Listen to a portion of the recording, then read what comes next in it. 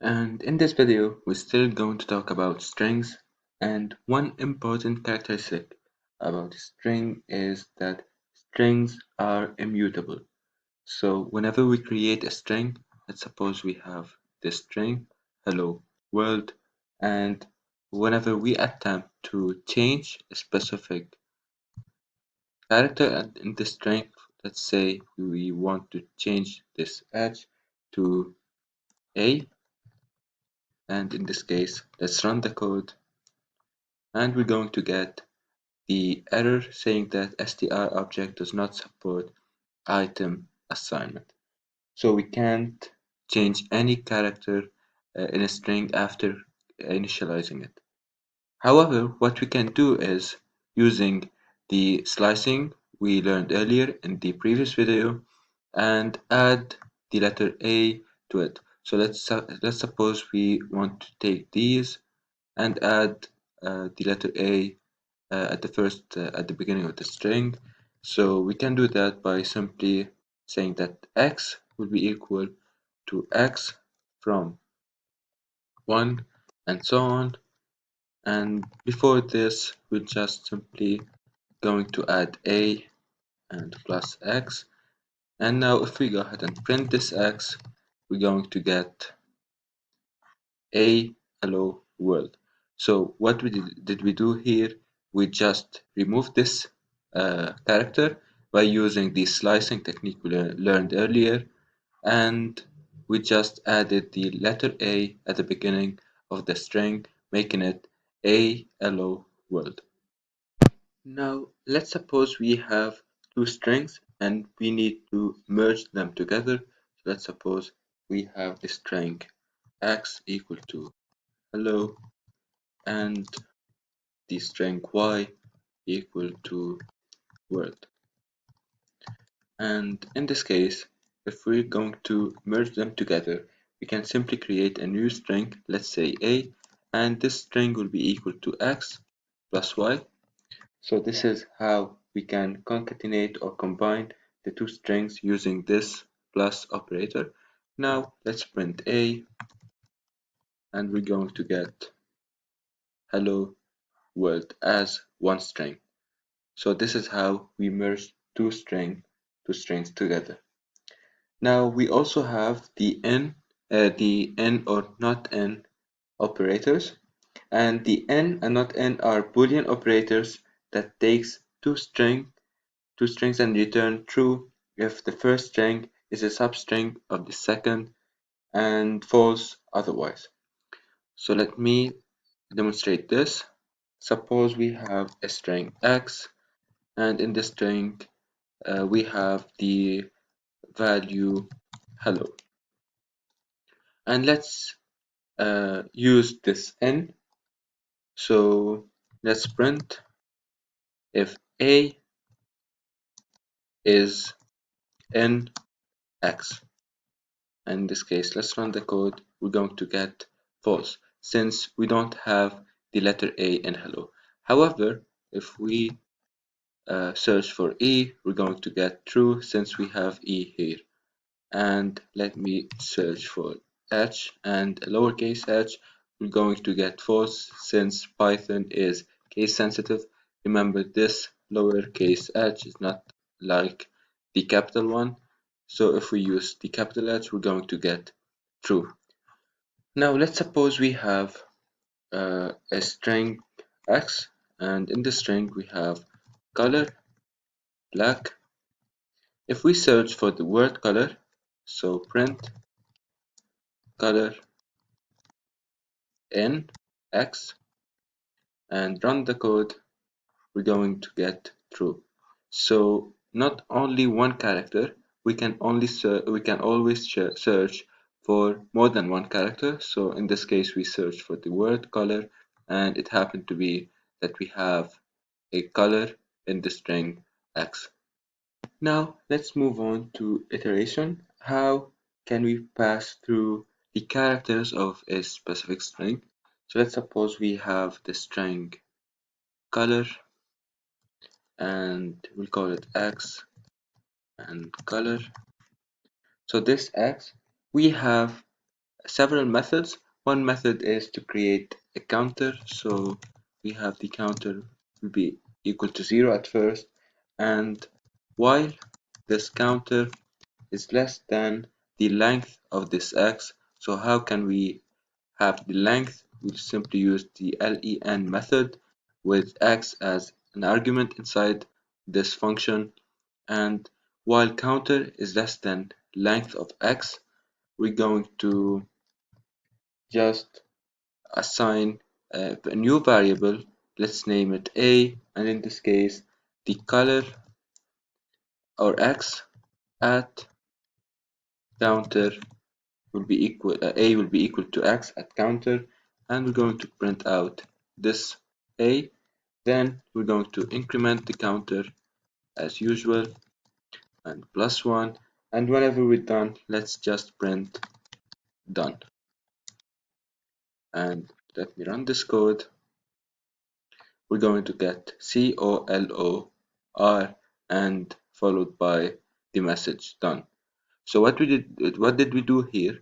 First, we created our counter. It was at 0, and the first letter was the letter C. Since x at 0 is this letter C, so A now is C. So we print it out, then we increment the counter and check if it is less than the length of x. In this case, 1 is less than 5, and we're going to keep executing this loop until we have a counter equal to 5. Then we're going to exit and print done. So this function or this while loop just prints out the letters of the string and then finally print done. Now we could have done this with a simpler code. So how can we do that? We'll simply use the end function. So we'll use a for loop for a in x, just print a. So this is very simple in Python, and Python makes it very easy for us. So what did we do here?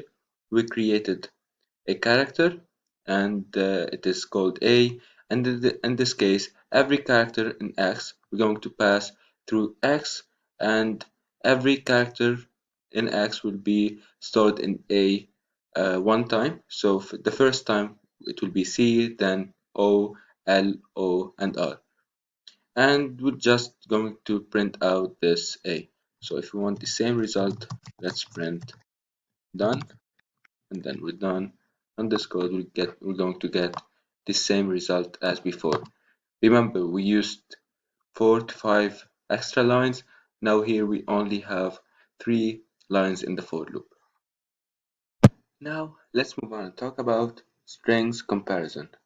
So let's suppose we have a string word, and in this case we're going to ask the user to enter a word, and we're going to compare this word with the word color. So let's say if this word is less than color, we're going to print that word, this word plus is less than color, and otherwise we're going to check if word is greater than color. We're going to print word plus is greater than color. And finally, if these two conditions are not satisfied, then it surely is that word is equal to color. So else we're going to print the word the or word simply plus, let me just say that the word is color. And let me run this code, see what's going to happen. First of all, Python is going to ask us to enter a word.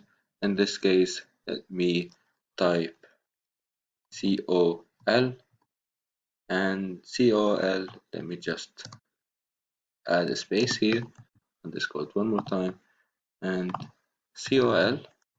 In this case, COL is less than color, since let me just demonstrate how this strings comparison is working here. So first of all, uh, it is going to compare the first two characters in this string, and it happened to be that we have C and C, so the same. So Python is going to jump to the second character, O and O, and it happened to be that they are also the same, L and L. However, here we have a space or the end of our string, and here we still have some letters, and we're just going to assume that this is less than the color. Now let me try another example. Let's say we have DAAA, and in this case, since we just have D and D is greater than C, then we're going to ignore everything after this, even though we have three A's and they're all less than O, L, O, and R. But however, Python will simply just compare the first two characters, and in this case, one of them is greater than the other. Happen to be that D is greater than C, so we're going to get this string is greater than color. And finally, let me just type color. We're going to get the word is color.